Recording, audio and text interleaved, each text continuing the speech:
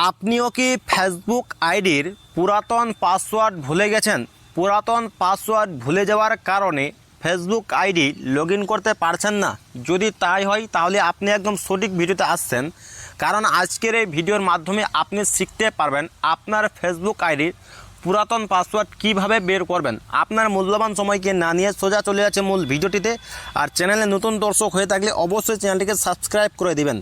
So without wasting any time late get started.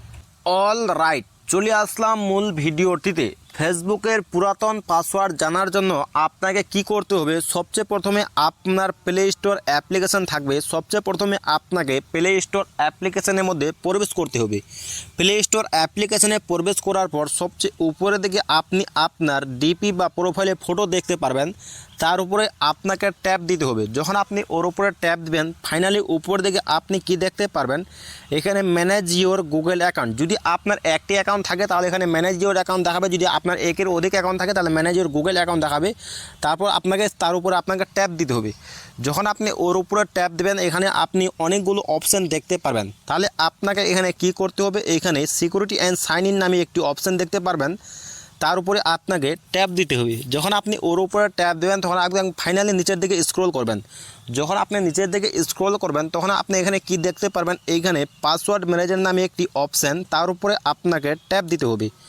যখন আপনি ওর উপরে ট্যাপ দেবেন, ফাইনালি আপনি এখানে কি দেখতে পারবেন? নিচের দিকে আপনি এখানে দেখতে পারবেন আপনার facebook.com লেখা থাকবে। facebook.com এর উপরে আপনাকে ট্যাপ দিতে হবে। দেখতে পাচ্ছেন আমার স্ক্রিনটি ব্ল্যাক হয়ে গেছে, প্রাইভেসির জন্য আমি জাস্ট স্ক্রিনটি ওপেন করলাম।